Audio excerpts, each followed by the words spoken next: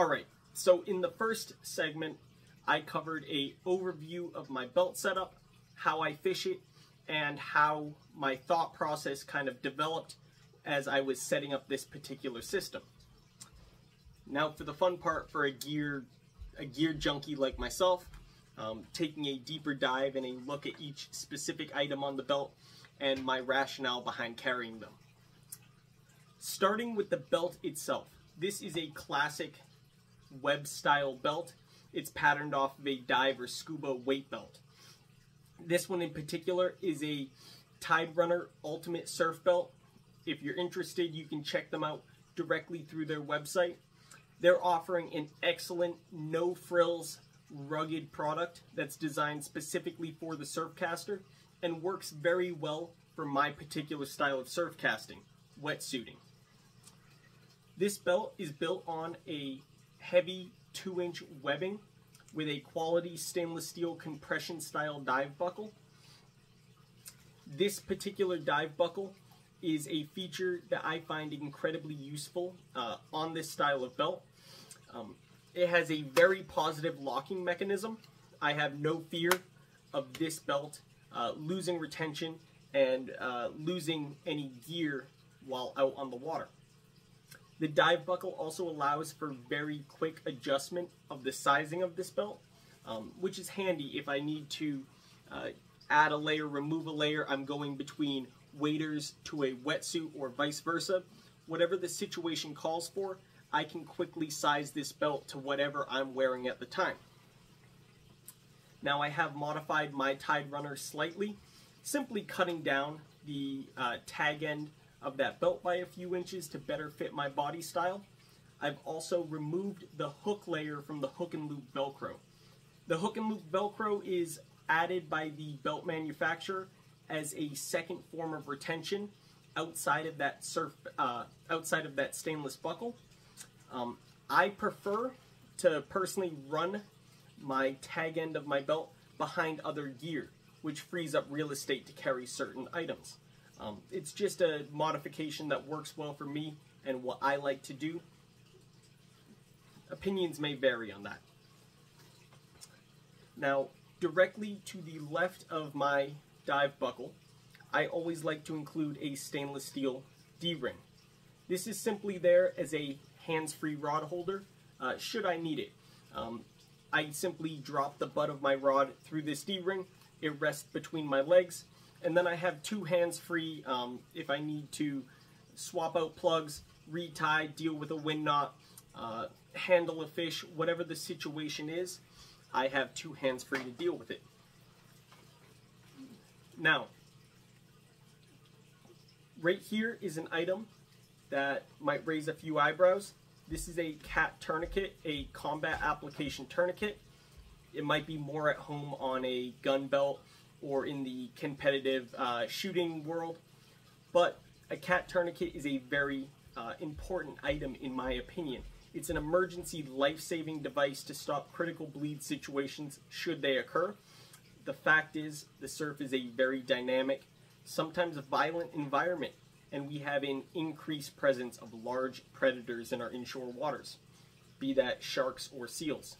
As somebody who primarily fishes from a wetsuit and swims out to structure, that is something I'm very, very cognizant of every time I enter the water, and it justifies my choice of carrying a tourniquet in my mind. Now, when it comes to something like an emergency medical device, if you do choose to carry a tourniquet, make sure you're buying from a reputable distributor, something that would actually be issued to military or law enforcement. There's a number of knockoffs available that I do not trust should the situation of saving your life occur. Quality products are reliable products for the most part, and when it comes to something like a tourniquet, that is exactly what you want. In the same kind of concept, these do degrade with salt exposure, with UV exposure. I have been fishing this one throughout the better part of the 2023 season, and before the 2024 season really kicks into gear, this will be set aside as a training aid and replaced with a fresh tourniquet. If you trust it to save your life, make sure you trust exactly what's on your belt. It's one of those items you hope you never need, but it's there if you do, and it offers a little peace of mind in the meantime. Like the tourniquet, I carry a second form of life-saving emergency device. This is simply a Chem light or a glow stick that I've modified into what is called a buzzsaw. Simply tying off some 550 cord to it, it's retained with a little strap, and should I need to signal, I get hurt on the beach, I need to signal to a fishing partner, or I'm swimming out to structure and end up treading water somewhere I don't want to be and need to signal to rescuers, I can simply pull out this 550 paracord, activate the Chem light, and spin it around my head. It creates a very vibrant, easy to see circular signal in the sky. It's a concept that's used by the military often as a passive form of signaling for air crews landing helicopters on a landing zone or in similar situations. Now, when it comes to emergency devices like this, in my opinion, the little details matter. That's why I add a little 550 grip onto mine, a little pull tab, so that I can quickly access it should I need it.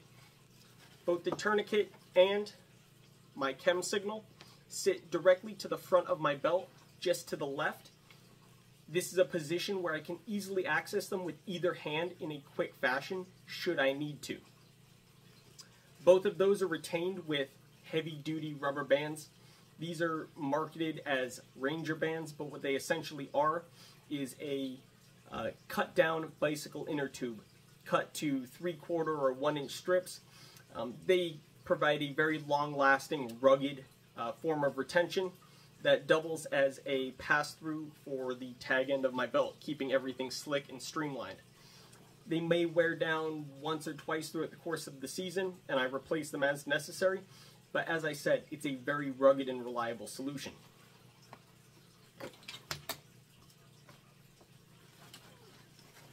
Moving on with my belt, this is a simple stainless steel carabiner on a 2-inch pass-through plate. This one in particular is offered by Rockhopper Surf Casting. They make a number of nice surf-style belts and belt accessories, and this is there simply as a multi-function item. Oftentimes, if I'm fishing live eels, which is something I do quite frequently throughout the course of a season, I can simply clip the drawstring of my eel bag directly to this carabiner. The eel bag then gets tucked up under the waistline of my belt, and it sits in a very clean, streamlined area out of the way. Now, if I'm not fishing live eels, I can tie off a 550 loop onto a water bottle, hang that there if I want a little hydration when I'm on the water. I can add a number of different modifications to pouches or other forms of gear if I want to carry them through this. It's just a very versatile item. I think most surf casters would benefit from having just a simple carabiner on their belt. Moving around, this would sit on my left hip essentially. This is another style of D-ring. It's on a pass-through plate, a dive style plate that works with this webbing. This is simply here as a point of retention for whatever fish grip I choose to carry. I personally favor Boga grips. These are an extremely rugged, extremely reliable, lifetime product in my opinion. I favor Bogas to some of the other fish grips that are on the market. The classic orange American-made fish grip is a good product, but the Boga has some features that I prefer. This one in particular is a Boga 60. It has a larger jaw, which allows me to quickly get it around the bony structure of a large bass. It also offers a rotating jaw, which prevents a fish from getting any leverage on me when I'm in the surf. I have a Boga 30 here. It's a considerably smaller product. They're both built to a very rugged, reliable standard. The Boga 60, in my opinion, is a more versatile tool. simply because I can easily handle large fish with this.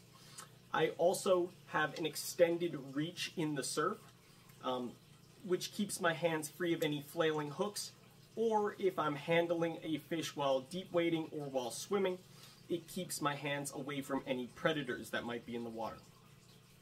I will go down to that Boga 30 when I'm chasing smaller fish. I'm on that sort of bite, or if I am chasing a holdover bite, I'm making a very long walk or swim and I don't want the weight of a 60. All of my Boga grips I modify simply with a little bit of 550 cord and a shrink tube grip, just to give it a little bit better positive retention in my hands. Just one of those little features that I like. When it comes to any kind of grip or other tools on your belt, you should always have some form of lanyard retention on them. Anything that you don't want to lose should be tied into your system. This is a very nice lanyard that I've been using for about the past year. It is a shock cord style lanyard. I believe this one's manufactured by Evil Steve.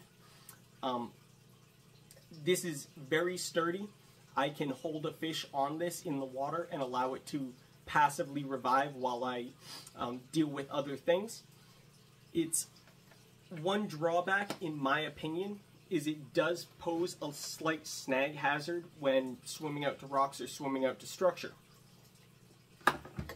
This style lanyard is a classic coiled style lanyard. I used these for many years. This one in particular, I believe, was manufactured by Van Staal. You usually get these alongside the Van Staal pliers. And this is another good option. It does sit a little bit closer. It doesn't pose as much of a snag hazard. So I go back and forth between different styles of lanyards depending on what the situation I'll be fishing is. If I'm making a longer swim out to structure, or I'm fishing in a very snag prone environment, I may prefer this style of coiled lanyard. They do tangle a little bit more often, but it does sit close and flat. It just comes down to finding the right tool and the right balance depending on what situation you'll be in. Now, regardless of what style of lanyard you'll use, always make sure you have quality points of connection, quality stainless hardware, meaning split rings, carabiners, any other points of connection that you might have. The Van Staal lanyards, for instance, are very nice, but they come stock with a very poor quality metal clip.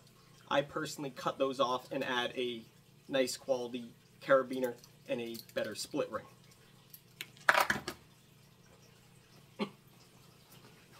Moving around my belt,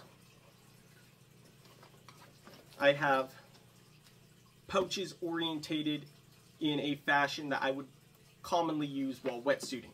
Now, I talked a little bit in the prior video about kind of my thought process when it comes to pouches and bags, and how I like to have a versatile setup that I can switch between different options.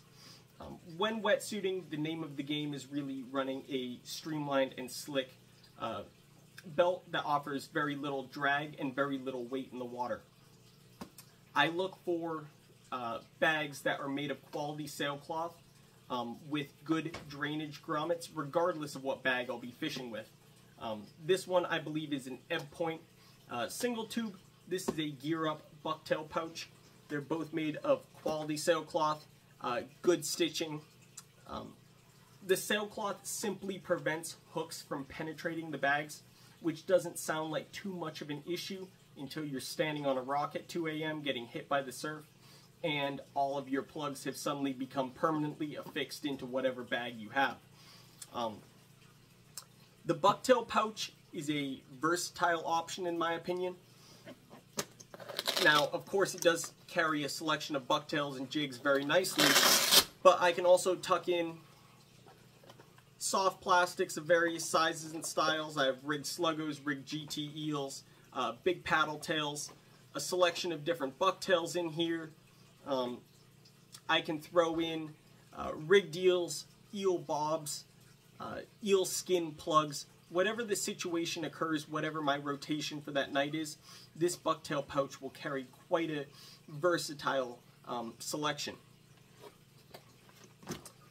Now, a single tube bag covers most of my fishing applications, especially when, as I said, I'm wetsuiting out to rocks or structure. I don't need to carry a lot with me, and it really becomes a detriment if I try to carry too much.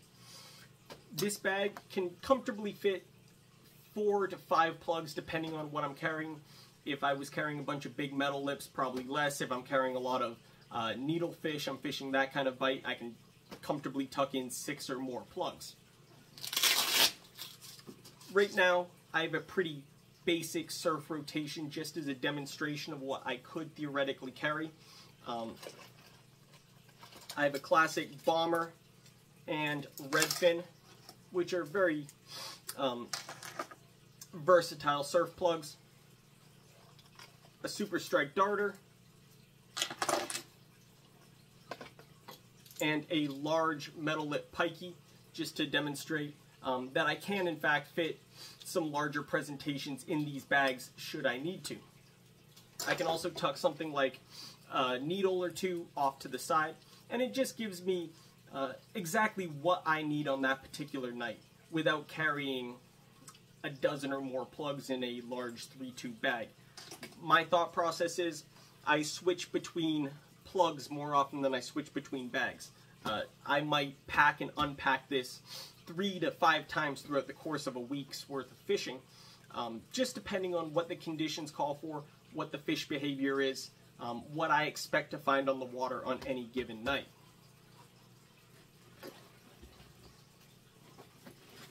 Now, moving around to the right side of my belt, this would sit on my right hip. This is a dive knife and the system that I've come up with that works well for me. This is a very simple dive knife. It is a Aqualung dive knife. It's nothing particularly fancy. It's 304 stainless steel, which is quite rust resistant. Nothing as fancy as, say, titanium, but it holds an edge well. What I look for in a dive knife is I want a serrated blade to cut through heavier cordage. I want a line hook. I have had to use that before when braided line became wrapped around myself while fishing a very rough, stormy whitewater condition night. And I look for a blunted tip on this dive knife. That's called a self-rescue tip a lot of the time, and it just simply allows you to work it close to your body without fear of cutting yourself. It's another emergency item. This one in particular has a nice retention sheath that just simply snaps right in. Now you'll notice I do not have a lanyard on this, and this is the exception to the rule I was talking about when it comes to lanyards. My thought process is that this knife remains in the sheath the majority of the time, unlike my pliers, unlike my boga, which get used multiple times a night, often. This knife is there simply for emergency purposes. Because it's there and I may need it in that kind of situation, I don't want a lanyard that would create a further issue should I need to draw it, cut across my body, create any maneuverability issues or entanglement issues. That's just my thought process, my rationale. It's not necessarily what is best or what will work right for you. It's just what works right for me. Now, this knife sits on a ebb tide dropper, or I should say an ebb point dropper, not an ebb tide. An ebb point dropper, it's a simple heavy cloth, oh, not heavy cloth, a heavy webbing dropper that allows the knife to sit a little below my waistline so it's not digging into my side or digging into my back as I move, as I swim. It's there exactly where I need it. As I was talking about previously, my thought process is these kind of tools should always remain in the same orientation. It builds up that muscle memory and I can quickly access this if it's always sitting in the same position. The sheath is simply held on with little scuba retention screws. It mounts directly to that dropper. Now, to the front of that, I have a Firefly emergency signaling beacon. This is another form of passive signaling. It doesn't send out any sort of SOS message to rescuers. It simply acts as a very bright strobe. It's water activated. By simply flipping this switch when it's wet, it creates a bright white light flashing strobe. It's a second safety feature to that Chem light that I carry. 2 is 1, 1 is none in the surf. These things do fail. You do have to consider the fact that you may need different options as a safety feature. That's simply mounted with some heavy-duty Velcro and a modified dive strap. It's very solid on this belt. I can remove it if necessary, but it's there when I need it. Directly under my knife and dropper, I've simply sewed on another D-ring. This just acts as a further point of retention. Oftentimes in the surf, I like to hang something like an ebb point leader wallet off of it. Now, if I'm swimming or doing anything that involves me getting in the water, I like to keep this off of my leg, not hanging. But if I'm simply making a walk, fishing from rocks, that's a good place to keep it. If I'm going to be doing a lot of wetsuiting, I can open this leader wallet, remove the inner bags that these leaders are retained in, and simply tuck it into one of my bags or into my Bucktail pouch. Just having different options as the night continues. Now, this carries a selection of leaders for me. I have a little cloth measuring tape in here. I also like to keep a couple of bagged up Allen keys that fit a van stall handle and a van stall knob. These are just little tools that are good to have in the surf. You never know when you might have something fail, and it's good to be able to fix things on the fly. Lastly, on my belt, I have my pliers. Arguably the most important tool a surfcaster can carry. These ones in particular are the 7-inch van stall heavy-duty pliers. These are another lifetime product, very rugged, very reliable. I favor these for a couple of reasons. They're solid titanium, incredibly strong. The jaws will easily torque out large hooks out of the bony structure of a quality size striped bass. And that's the primary function of surf pliers on a belt. They also have a very good braid line cutter. Cuts mono, cuts braid, Dacron, whatever I might need. These are not technically designed for cutting hooks, but I have heard of guys cutting 3- and 4-aught hooks in emergencies. It's just something to consider. You may need to cut a hook out, and you might not have something like a pair of hook cutters, small snips, or bolt cutters, whatever the situation calls for. These pliers will do that job in a pinch. You might then just have to replace the anvil and the cutter. These are retained in a very well-worn sailcloth sheath. This isn't anything fancy. It's just made by Aquaskins, but it's been on my belt for a number of seasons, and I have a hard time letting this particular sheath go because it functions very well. It's a very simple product that holds these pliers very nicely. And again, they're tied in with a good quality lanyard, just so that you have that point of retention. You don't have to risk losing anything in the surf.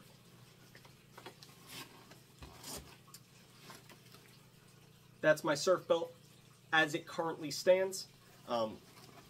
As I said, things change on this belt very, very often. Bags and pouches often get moved around. The tools have remained in the same positions for a number of seasons now, and I'm very happy with how they're orientated. But that's going to depend really on you and your particular body type. Are you left-handed? Are you right-handed? which way do you personally choose to carry your tools. I like to have my pliers to my right side, my grip to my left. That's just what works well for me. But again, experiment, find out what's best for you, and make your belt setup your own. That's all I have on this belt. Appreciate everyone who might have watched, and best of luck out there in the surf.